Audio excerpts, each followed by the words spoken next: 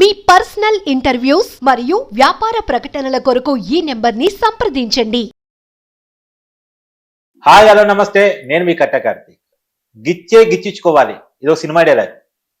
గుంజితే గుంజించుకోవాలి, ఇవ్వాలి, మేము అడిగింది ఇవ్వాలి, లేదా పాయింట్ బ్లాంక్లో గన్ పెడతాం, చంపేస్తాం, నరికేస్తాం, చింపేస్తాం, జైల్లో పెట్టేస్తాం. గత 5 సంవత్సరాల కాలంలో ఆంధ్రప్రదేశ్లో జరిగిందంతా ఇదే. ఇప్పుడు ఆ విషయాలన్నీ ఒక్కొక్కటిగా బయటకు వస్తున్నాయి. కాకినాడ పోర్టు సీది సిప్ అని చెప్పేసి ఒక డైలాగ్ ఈ మధ్యకాలంలో బాగా ట్రెండింగ్లోకి వచ్చింది. అది పవన్ కళ్యాణ్ గారు అక్రమంగా తరలిస్తున్న రేషన్ బియ్యాన్ని పట్టుకొని చెప్పినటువంటి మాట. ఇలా ఆ మాట సాక్షిగా అంటే తీగలాగితే డొంక కదిలింది అంటారు కదా, అట్లా డొంక వైసీపీ డొంకంతా కదులుతుంది. ఇవాళ విజయసాయి రెడ్డి జైలుకు పోయే పరిస్థితి వచ్చింది, వైవి సుబ్బారెడ్డి కొడుకు జైలుకు పోయే పరిస్థితి వచ్చింది, ఎఫ్ఐఆర్లో జగన్ పేరు కూడా వచ్చింది. మొత్తంగా ఏం జరిగింది అనేది మాట్లాడుకునే ప్రయత్నం చేద్దాం. మనతో ఉన్నారు ప్రముఖ రాజకీయ సామాజిక విశ్లేషకులు చందు శ్రీనివాస్ గారు. సార్ నమస్కారం. నమస్కారం కార్తీక్ గారు. సార్, కేవీ రావు గారు ఎవరైతే కాకినాడ పోర్టుకి మొదట్లో యజమానిగా ఉన్నారో ఆయన సిఐడికి ఒక కంప్లైంట్ ఇచ్చారు. ఆ కంప్లైంట్ ని తీస్తే వచ్చినటువంటి విషయాలు ఏంటి అంటే, విజయసాయి రెడ్డి, విక్రాంత్ రెడ్డి, వైవి సుబ్బారెడ్డి గారి కుమారుడు, జగన్మోహన్ రెడ్డి గారు అండదండలతో కలిపి పాయింట్ బ్లాంక్ లో గన్ని పెట్టి ప్రభుత్వాన్ని అడ్డం పెట్టుకుని, అధికారాన్ని అడ్డం పెట్టుకుని బెదిరించి 59% వాటాలు రాపించుకున్నారు అనేటువంటిది అరవిందో రియాలిటీకి. ఏంటి, ఎలా చూడాలి ఇలా గుంజుకునే విధానాన్ని? దారుణం అండి ఇది. అంటే సభ్య సమాజం తలదించుకునే విధంగా లక్షల కోట్ల ఆస్తులు సంపాదించిన తర్వాత ప్రజలకు సేవ చేయాలని ప్రజలకు వస్తాం. అవును, వచ్చిన తర్వాత ప్రజలకు సేవ మాత్రమే చేయాలి. ప్రజల సంపదని, ప్రభుత్వ సొమ్ముని అప్పనంగా తన మంది మాగతులకి పంచకూడదు. పంచడానికి మనం ఎవరు? ఏమంటారు సార్? అంతే. మీరన్నట్టు ఆయన కేవీ రావు అంటే కర్ణాటి వెంకటేశ్వరరావు 1999లో ఆ పోర్టు అభివృద్ధికి నాంది పలికిన వ్యక్తి. అవును. తర్వాత ప్రతి సంవత్సరం 22% వచ్చిన దాంట్లో ప్రభుత్వానికి చెల్లిస్తా ఉన్నాడు. 2 దశాబ్దాల పైనే ఆయన చంద్రబాబు నాయుడు గారు ముఖ్యమంత్రిని చూశాడు, వైఎస్ రాజశేఖర రెడ్డి గారిని చూశారు, రోషయ్య గారిని చూశాడు, కిరణ్ కుమార్ చూశాడు. ఎక్కడ వివాదాలు లేవు. అటువంటి వ్యక్తి 2009 అంటే అప్పుడు 1999 అంటే చంద్రబాబు గారు ఉన్నప్పుడు దక్కించుకున్నారు. రాజశేఖర రెడ్డి గారు ముఖ్యమంత్రి కూడా ఆయన కంటిన్యూ అయ్యాడు. అంటే పోర్టు 20 సంవత్సరాలు ఆయన రిలీజ్ ఉంది. తర్వాత 5 సంవత్సరాలు, తర్వాత 5 సంవత్సరాలు, 30 years వరకు ఉంది. కానీ వైసీపీ అధికారులు వచ్చిన 2020లో ఆయన మీరు అన్నట్టు పాయింట్ బ్యాంక్లో గన్ పెట్టేసి ఏ విధంగా రాపించుకుంటారు? 3690 కోట్లు విలువ చేసే ప్రాపర్టీని ఎట్లా రాపించుకుంటారు? దారుణం కదండి.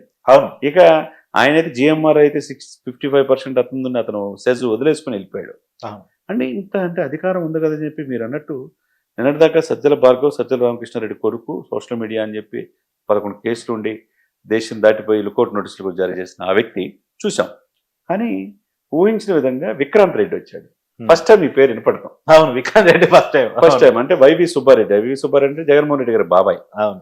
విక్రాంత్ రెడ్డి ఇతన్ని తాడేపల్లి ప్యాలెస్ గా తీసుకెళ్ళినట్టు కేవీ రావు గారి దగ్గర ఈయనేదో మాట్లాడబోతుంటే విక్రాంత్ ఏది చెప్తే వినమని వార్నింగ్ ఇచ్చినట్టు ఇవన్నీ కూడా మనం సిఐడికి ఆయన కంప్లైంట్ ఇచ్చి చూస్తున్నాం. అవును. అటువంటి సమయంలో A1 వచ్చేసరికి విక్రాంత్ రెడ్డి, వైవి సుబ్బారెడ్డి గారి కుమారుడు, A2 వచ్చేసరికి విజయసాయి రెడ్డి. మన 33 కేసుల్లో కూడా జగన్మోహన్ రెడ్డి కేసులో కూడా A2 ఎవరు? విజయసాయి రెడ్డి. ఇక్కడ కూడా A2 అనేది దానికి బాగా కలిసి వస్తుంది అనుకుంటా. కలిసి వస్తుందంటే ఇప్పుడు జగన్మోహన్ రెడ్డి గారు కూడా తీసుకెళ్తున్నాడు దీంతో పాటుగా. అవును. ఇప్పుడు A3కి వచ్చేసరికి శరత్ చంద్రారెడ్డి. అవును, ఆయన అల్లుడు బ్రదరు అరవిందో. ఆయన ఆల్రెడీ శరత్ చంద్ర మీకు తెలియదు కాదు, ఢిల్లీ స్థాయిలో లిక్కర్ స్కామ్ లో కవిత గారి కేసులో అప్రూవ్. అవును. ఇక A4 వచ్చి ఈ కేసు కూడా అప్రూవ్ గా మారితే పరిస్థితి ఏందో చూడాలి. ఇప్పుడు దీంట్లో A4 వచ్చి శ్రీధర్ అండ్ సంతానం ఆడిటింగ్ కంపెనీ. ఎవరు సార్ అది? సంతానం ఎందు ఆడిటింగ్ కంపెనీ అండి. తర్వాత వచ్చేసరికి అరవిందో రియాలిటీ. అంటే 5 కంపెనీలు కలిపి 3690 కోట్లు విలువ చేసే షేర్ని ఆయనకి బెదిరించి లాక్కున్నారంటే ఇంకెంతవరకు సమంజసం సార్? అవును.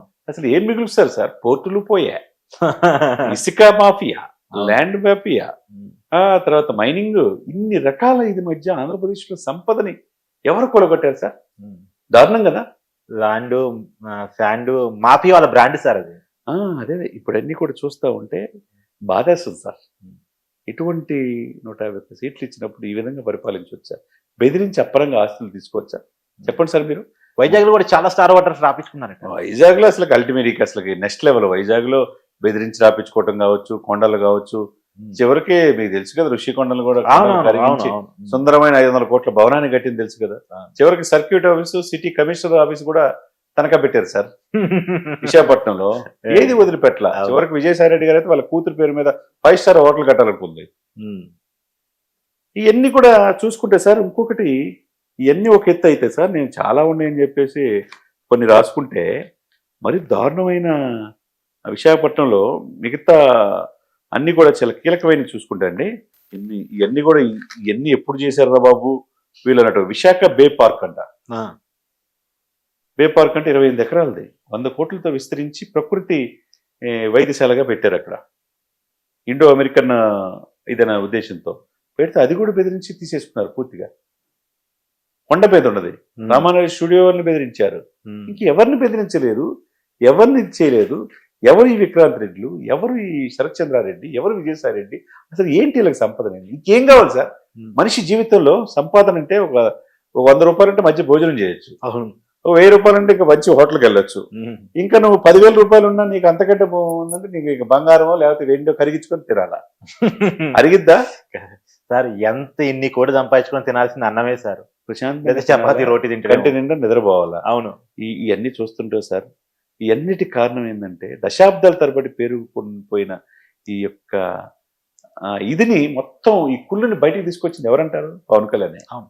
పవన్ కళ్యాణ్ గారు ఒకే ఒక డైలాగ్ ఆ రోజు చెప్పాడు వారాయాత్రలో, విశాఖ అదే కాకినాడ పోర్టుకు అక్రమంగా బియ్యం సరఫరా అవుతుందని చూపించాడు. ఒకటే ఇక బియ్యం సరఫరా అనుకున్న బియ్యం మాటను ఎన్ని సరఫరా అయినా తెలియదు. 47,800 వ్యాపారం చేశారు. దగ్గర 48 కోట్లు, 40,000 కోట్ల వ్యాపారం చేశారు. 48,000 కోట్లు అండి సార్. జగన్మోహన్ రెడ్డి మీద 2011 43,000 కోట్ల కుంభకోణం కేసు నమోదైతే అంతగా మించిన కుంభకోణం ఇది. అదొకటైతే సార్ మీరు నమ్మరు, ఇదే అనుకున్నాం మనం. కట్ చేస్తే అసలు పోర్టుల లావాదేవీలు మొత్తం బయటపడినాయి. అవును. ఇంక ఎన్ని పోర్టులు వస్తాయో, ఏం జరిగినాయో ఇవన్నీ చూస్తే భయం వేస్తుంది సార్. ఇక ఇంత సంపద, ప్రజా సంపద ఈజ్ అప్పుడు మీరు మంచి మెజార్టీ ఇచ్చింది ఎవరు? Is a custodian of people. అవును. Custodian of Andhra Pradesh.